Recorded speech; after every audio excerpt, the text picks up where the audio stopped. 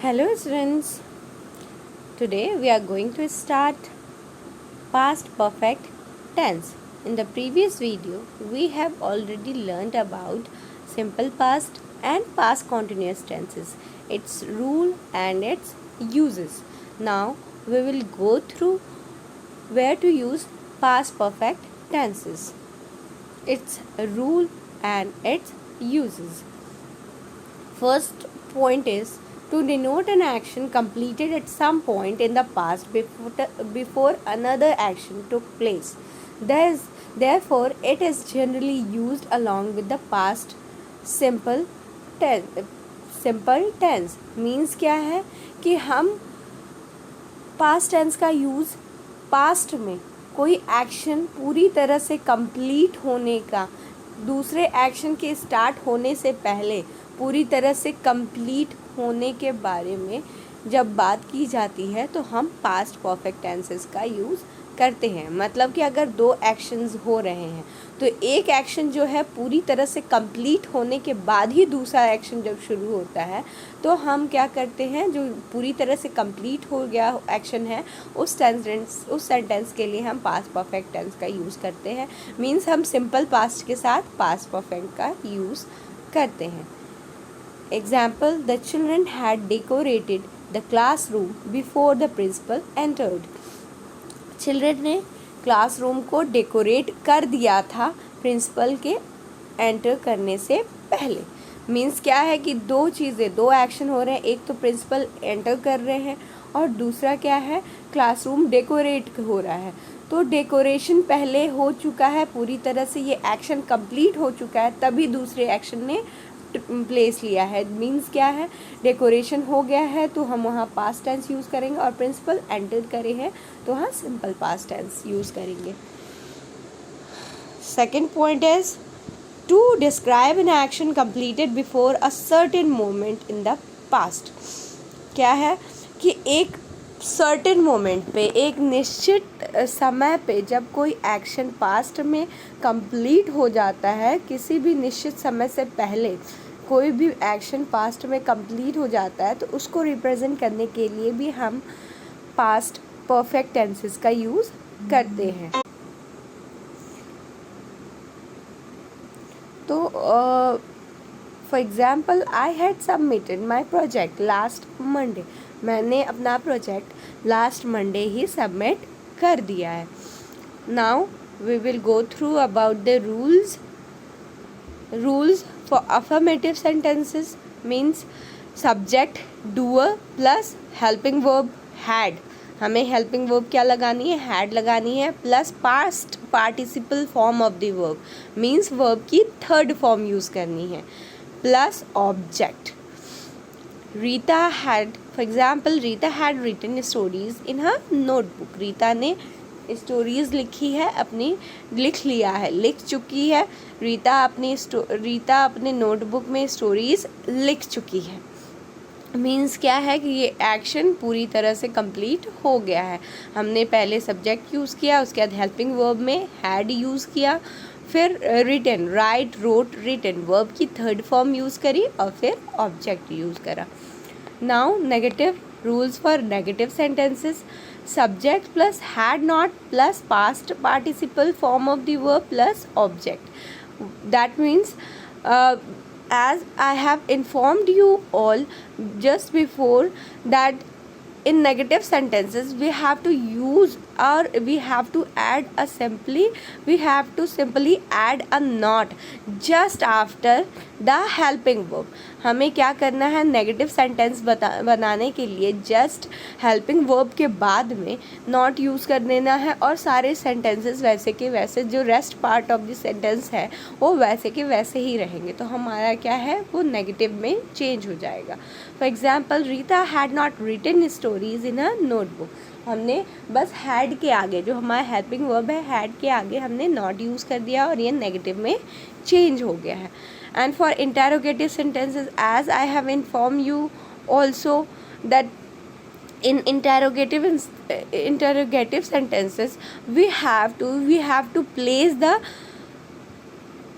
helping verb just before our subject. हमें क्या करना है, हेल्पिंग वर्ब जो है हमें सब्जेक्ट के जस्ट पहले यूज़ करना है, और हमारा जो और लास्ट में क्वेश्चन मार्क लगाना है, और जो सेंटेंस का रेस्ट पार्ट है वो वैसे का वैसा रह जाएगा। That means had plus subject plus verb की third form plus object with question mark. Had Rita written stories in her notebook, क्या रीता ने स्टोरीज लिख लिया है अपनी नोटबुक में। I hope you all have understood well about past perfect tenses. Now we will go through past perfect continuous tenses. Where to use past perfect continuous tenses. The past perfect continuous tense is used to indicate an action which started in the past and was still in progress at the moment of speaking or had recently finished. Generally, a time expression is used with this tense. क्या है कि हम past perfect continuous tense का तब use करेंगे जब क्या है, कोई भी एक्शन जो है पास्ट में शुरू हो चुका है और अभी जिस टाइम हम बोल रहे हैं या उस एक्शन के बारे में बता रहे हैं उस टाइम तक चल रहा है या ख़त्म होने वाला है या जस्ट हमारे कहने से पहले ही ख़त्म हुआ है, तो वहाँ पे हम क्या यूज़ करेंगे, past perfect tenses, past perfect continuous tense का यूज़ करेंगे। For example, it had been raining heavily since morning, so we cancelled our plans of sightseeing and returned to the hotel room. ये क्या है, आज सुबह तक क्या है, बहुत बारिश हो रही थी तो हमने अपना साइट सीइंग का प्लान कैंसिल कर दिया और होटल रूम में वापस आ गए। तो क्या है, पहले से बारिश हो रही है, पास्ट में ही ये एक्शन शुरू हो चुका है और क्या है, सिंपल मतलब जो प्रेजेंट है, स्पीकिंग जो मोमेंट पे हमें स्पीक कर रहे हैं उससे जस्ट पहले या कोई मोमेंट पहले वो फिनिश हुआ है, ख़त्म हुआ है, तो लगातार कॉन्टिन्यूटी है और पास्ट में शुरू हो चुका है। तो हमने क्या यूज़ करना है, हमने ये यूज़ करना है, हमने पास्ट परफेक्ट कॉन्टिन्यूस यूज़ करना है। Now we will see the rules for affirmative subject plus had been plus ing form of the verb plus object means doer helping verb had been plus verb की first form के साथ ing plus object. Rita had been writing stories in her notebook for 2 hours. Rita क्या है, अपने notebook में stories लिख रही है 2 घंटे से। अब इसमें 2 चीज़ें हैं, जैसे कि प्रेजेंट परफेक्ट कॉन्टिन्यूस जब मैंने पढ़ाया था तो आपको बताया था सेंस ऑफ फॉर का यूज़।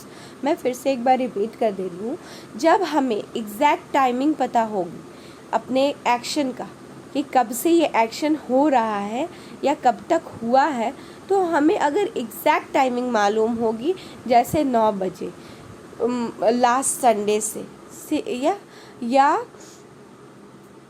किसी पर्टिकुलर डेट से या पर्टिकुलर ईयर से, तो जब हमें एग्जैक्ट टाइमिंग मालूम होगी किसी भी एक्शन के शुरू होने की तो हम सेंस का यूज़ करेंगे। लेकिन अगर हमें एक्शन की एग्जैक्ट टाइमिंग नहीं मालूम है, बस उसका क्या है, पीरियड ऑफ टाइम मालूम है कि कितने घंटे, कितने दिन, कितने साल, कितने महीनों, कितने हफ्तों से ये काम हो रहा है, एग्जैक्ट टाइमिंग नहीं मालूम है कि किस पॉइंट से ये काम शुरू हुआ है, तो हम फॉर का यूज़ करते हैं। जैसे कि 2 घंटे से स्टोरीज़ लिख रही है रीता, तो वो 2 घंटे कौन से हैं, कि क्या एग्जैक्ट टाइमिंग है, 9 बजे, 10 बजे, मतलब कोई टाइमिंग हमें नहीं मालूम है, बस हमें ये पता है कि बस हमें ये मालूम है कि क्या है, स्टोरीज़ लिखी जा रही हैं 2 घंटे से। नेगेटिव सेंटेंसेस क्या है, तो हमने अभी जैसे आपको बताया, नेगेटिव सेंटेंसेस में हमें यूज़ करने के लिए हमें हेल्पिंग वर्ब के जस्ट बाद में नॉट यूज़ कर देना है। लेकिन एक रूल ये भी है कि जब 2 हेल्पिंग वर्ब साथ में दी हो तो हमें दोनों के बीच में नॉट को यूज़ करना है, दोनों एक साथ नहीं यूज़ होंगी। subject plus had not been plus verb की first form with ing plus object. Rita had not been writing stories in her notebook for 2 hours. As in interrogative sentences, we simply have to put had just before the subject, and the rest part of the sentence will be there as they were.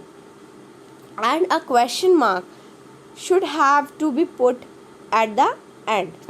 हमें interrogative sentences में had use करना है सबसे पहले, और सारे rest part जो sentence के रेस्ट पार्ट है वो वैसे के वैसे लिखे जाएंगे और लास्ट में क्वेश्चन मार्क पुट कर दिया जाएगा. For example, had Rita been writing stories in her notebook for 2 hours? Question mark. क्या रीता अपनी नोटबुक में स्टोरीज 2 घंटे से लिख रही है?